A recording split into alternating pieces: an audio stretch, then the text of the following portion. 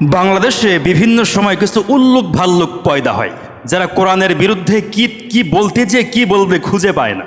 তার মধ্যে একজন হচ্ছে ফজলুর রহমান নামে এক কুলাঙ্গার, এক জাহান নামের কীট। আমি আগেই বলছি, ফজলুর রহমানের দলের অনেক ভাই আছেন, তাদেরকে আমরা সম্মান করি, শ্রদ্ধা করি, সবার উদ্দেশ্যে এই কথা আমি বলছি না, কিন্তু এই ফজলুর রহমান নামক এই কুলাঙ্গারদেরকে ঠেকানো কিন্তু আপনাদের দায়িত্ব।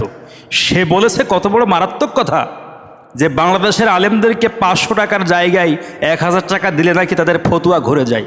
নাউজুবিল্লাহ, কত বড় ধৃষ্টতা প্রদর্শন করে এসেছে।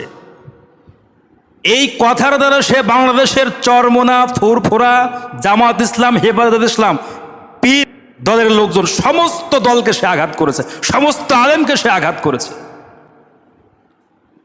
আমরা 500 টাকার জায়গায় 1000 টাকা দিলে আমাদের ফতুয়া ঘুরে যায়? কোন আলেমের কথা আপনি বলছেন? বাংলাদেশে এমন কোন আলেম যে এই 500 টাকার জায়গায় 1000 টাকা দিয়ে ফতুয়া ঘুরিয়ে দিয়েছে? আর আপনারা ঈদের পরে আন্দোলন করব, কোটি কোটি টাকার বিনিময়ে তোমরা সে আন্দোলন বিক্রি করেছো যাতে জানে এইগুলো। আর তার থেকে বড় তাজা খবর, এখনো পর্যন্ত ফ্যাসিস্ট বিদায় হয়ে যাওয়ার পর আপনারা কোটি কোটি টাকার বিনিময়ে সেই জালেম ফ্যাসিস্টের দোসরদেরকে আপনারা আপনাদের বগলের নিচে আশ্রয় দিয়ে এরপরে বর্ডার পার করে দিয়েছেন। এগুলো আমরা জানি না মনে করছেন? দেশের মধ্যে বিশৃঙ্খলায় তৈরি হবে সেজন্য আমরা এগুলো বলি না। আল্লামা সাঈদী সাহেব বিগত 13 বছর ধরে জেলের মধ্যে অন্ধকার কারাগারে পচে পচে সেই ব্যক্তি শাহাদত বরণ করেছে। সরকারের পক্ষ থেকে তাকে বলা হয়েছিল, লোভনীয় প্রস্তাব দেওয়া হয়েছিল, আপনি কি চান, বাংলাদেশের কোন চেয়ার আপনি চান, আপনাকে দেওয়া হবে, শুধুমাত্র আপনার দল আপনাকে চেঞ্জ করতে হবে। এত বড় মারাত্মক একটা প্রস্তাব দেওয়া হলো, আর আপনি ভাবছেন যে 500 টাকা দিলেই ফতুয়া ঘুরে যায়? আরে আপনি কিভাবে বলেন ধর্মের নামে রাজনীতি করি আমরা? কথা দুইটা, একটা ধর্মের নামে রাজনীতি করা, আর আরেকটা হচ্ছে ধর্মীয় রাজনীতি। ধর্মীয় রাজনীতি কাকে বলে? ধর্ম যে রাজনীতি করার কথা বলেছে সেটাকে বলা হয় ধর্মীয় রাজনীতি। আপনি কোরআনের মধ্যে রাজনীতি খুঁজে পান না। কোরআন পড়তে পারেন আপনি? কোরআন বানান করে কেমনে জানেন? আপনার 14 গোষ্ঠী জানে কোরআন কেমনে বানান করে। কোরআনের মধ্যে যেই কোরআনে নামাজ পড়ার কথা বলা হচ্ছে, সেই কোরআনে বিচার কেমনে করতে হবে সেই কথা লেখা আছে, আইন কেমনে চলবে সেই কথা লেখা আছে, সংসদ কেমনে চলবে সেই কথা লেখা আছে।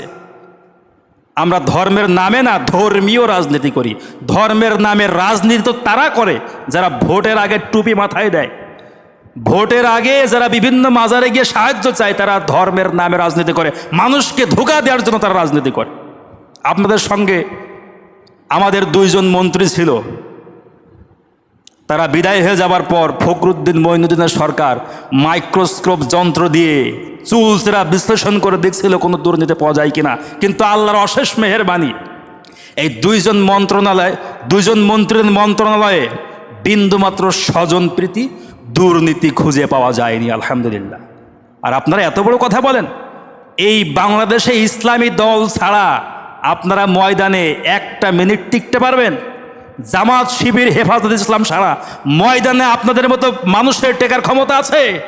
এখন ফাঁকা ময়দানে আপনারা বিভিন্ন জায়গায় দুর্বল মানুষের কাছ থেকে আপনারা চাঁদা আদায় করছেন। ময়দানে আন্দোলন করে টিকিয়ে থাকার ক্ষমতা আপনাদের আল্লাহ পাক এখনো এত সাহস আপনাদেরকে দেয় নাই। এজন্য আলেমদের বিরুদ্ধে এই ধরনের বাজে মন্তব্য করবেন না। আমি এই ফজলুর রহমানকে বলবো, বাংলাদেশের সমস্ত হুজুর কিন্তু খারাপ না, সবাই খারাপ তর্কের খাতিরে 1 সেকেন্ডের জন্য বিশ্বাস করলাম, কিন্তু একজন হুজুর কিন্তু ভালো ছিল। সে কে? সে যে হুজুর তোমার আব্বা এবং মায়ের বিয়ে পড়িয়েছিল, সে কিন্তু আসলেই ভালো ছিল।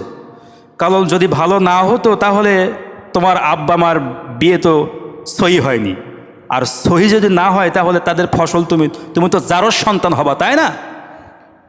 এজন্য আলেমদেরকে নেড়ে নিও না। আলেমদেরকে নেড়ে নিয়েই কিন্তু বিগত ফ্যাসিস্ট সরকার টিকে থাকতে পারেনি, এদেশ থেকে বিদায় গ্রহণ করতে হয়েছে। এখন তাদের সেই জায়গাটা যদি তোমরা ধারণ করো, আওয়ামীর সুরে যদি তোমরা কথা বলো, তাহলে পালাবার জন্য ইঁদুরের গর্ত পর্যন্ত খুঁজে পাওয়া যাবে না। ইসলামের পক্ষে, কোরআনের পক্ষে আহ্বান জানাই, দেশ যাতে করে ভালো চলে, সামনে আমরা সবাই মিলে, দেশকে আমরা ভালোবাসি, ইসলামকে ভালোবাসি, সবাই মিলে ইসলাম প্রতিষ্ঠায়, দেশ গড়ার কাজে আমরা একসঙ্গে আত্মনিয়োগ করব। এবং ইসলামের বিরুদ্ধে, আলেমদের বিরুদ্ধে আজে বাজে মন্তব্য করা এটা ঠিক হবে না। আল্লাহ পাক আমাদের সবাইকে কবুল করুক, আমিন।